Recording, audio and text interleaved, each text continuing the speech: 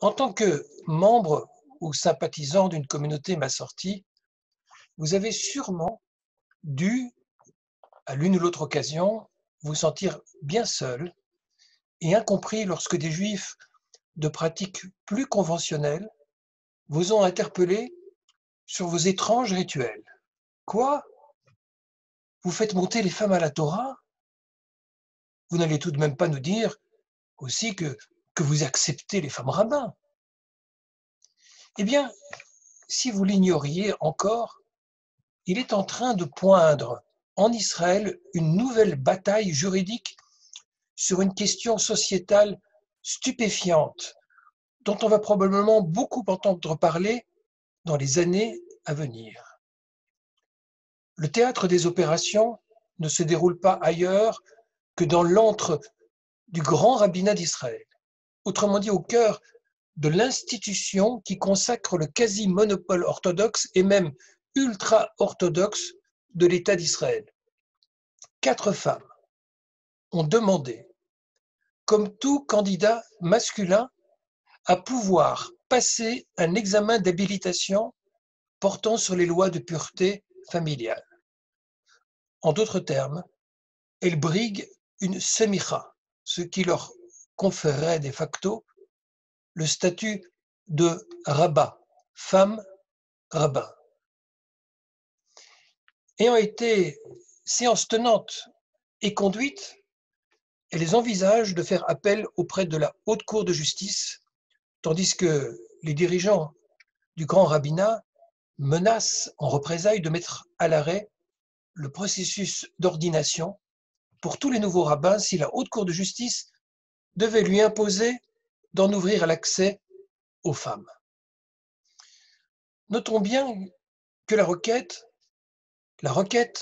provient de femmes qui se considèrent orthodoxes. Il faut entendre par là qu'elles respectent scrupuleusement la discipline des mitzvot, les commandements, et qu'elles veulent s'en tenir au dispositif traditionnel pour fixer la halakha. Traditionnel, oui, il y a bien des égards conservateurs, mais qui prend en compte l'émancipation féminine, car pour elles, ce n'est pas incompatible. Mais alors, demanderez-vous, en quoi se distingue-t-elle des massortis qui prônent l'alliance entre tradition et modernité? Alliance autour de l'idée que la norme halachique peut évoluer quand cette évolution conduit à plus de justice.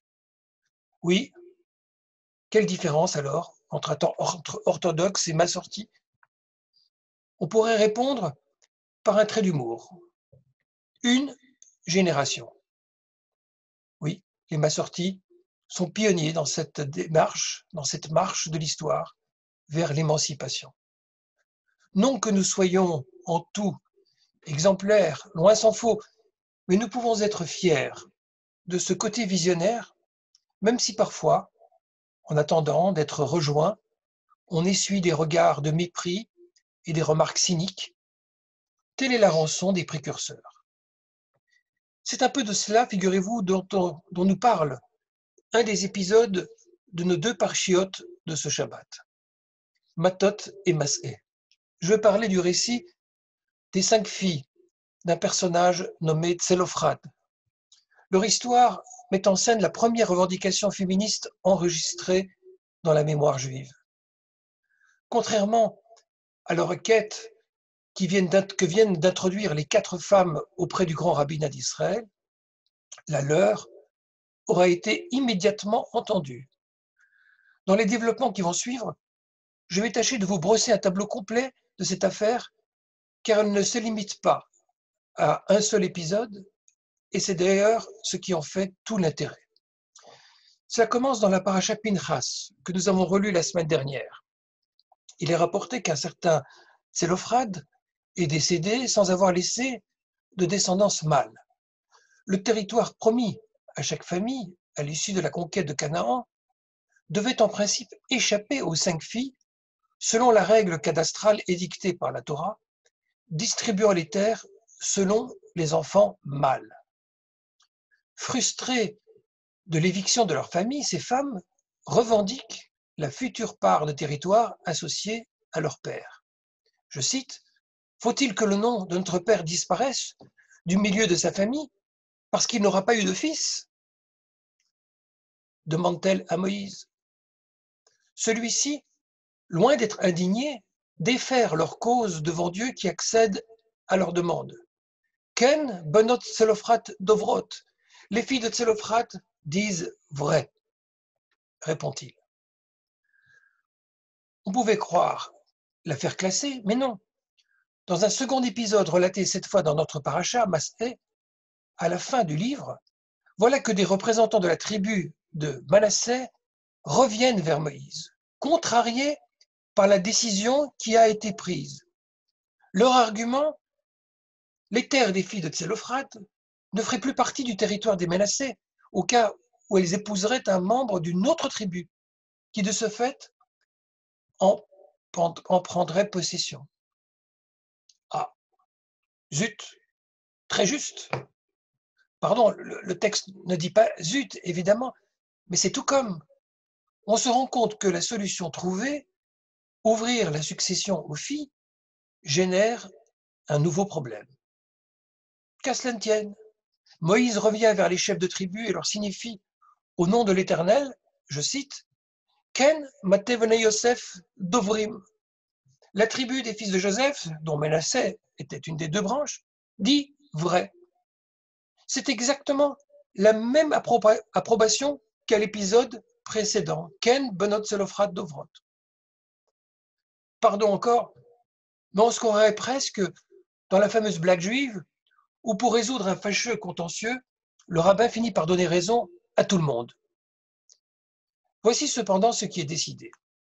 Elles pourront épouser qui bon leur semblera, mais seulement un membre de leur tribu paternelle.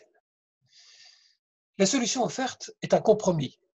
Oui, pour octroyer à ces femmes le droit d'hériter, mais à condition de ne pas chambouler l'ordre social. D'un côté, les filles de Tselophrat ont obtenu gain de cause, mais de l'autre, elles ont vu un autre droit, celui de pouvoir choisir son époux, se restreindre. Bon, on ne peut pas avoir le beurre et l'argent du beurre, comme dit l'expression, et il faut s'y résigner. Vraiment? Eh bien non, pas tout à fait. L'affaire Tselophrat se prolonge au-delà des sources bibliques, puisque des maîtres du Talmud, à une période plus tardive donc, s'en mêlent en commentant ces textes pour leur donner une toute nouvelle perspective. Selon le Hamora Shmuel, l'injonction faite aux filles de Tselophrat de n'épouser que des membres de leur propre tribu n'était qu'une sage recommandation, Etza Tova, non une obligation formelle. Pour le Hamora Rava, je cite le traité Baba Batra, il faut se montrer plus précis. Toute femme de la génération du désert entrant en terre d'Israël, qui héritait du patrimoine paternel en l'absence d'héritier mâle, n'était pas simplement conseillée, mais bien obligée de n'épouser qu'un membre de sa propre tribu. Seules les filles de Tselophrat, sans que le maître rabbin ne l'explique, auraient bénéficié d'une dérogation, les autorisant à prendre époux hors de leur tribu. Étrange mesure d'exception. Comment l'explique-t-on alors? Il semble qu'on ait voulu prendre acte que lorsque Dieu a accordé aux filles de Tselophrat un droit de succession, il ne leur avait assigné aucune condition. Il n'était donc pas correct de revenir sur ce qui leur fut accordé par Dieu lorsqu'il fut demandé secondairement par les chefs de la tribu que les mariages ne compromettent pas la cohésion territoriale. La bizarrerie imaginée par les sages qui consiste à relire le texte biblique et à considérer que les filles de Tselophrat bénéficiaires d'une dérogation dissimule mal un certain embarras autour du formidable retournement qui s'est opéré. En effet, a priori, rien n'était prévu pour l'héritage du patrimoine territorial pour une famille qui ne comportait que des filles. Et le plus improbable est qu'il aura fallu s'y reprendre à 2 fois pour trouver la juste mesure, le juste équilibre et répondre correctement à la lacune qui se révèle dans la loi.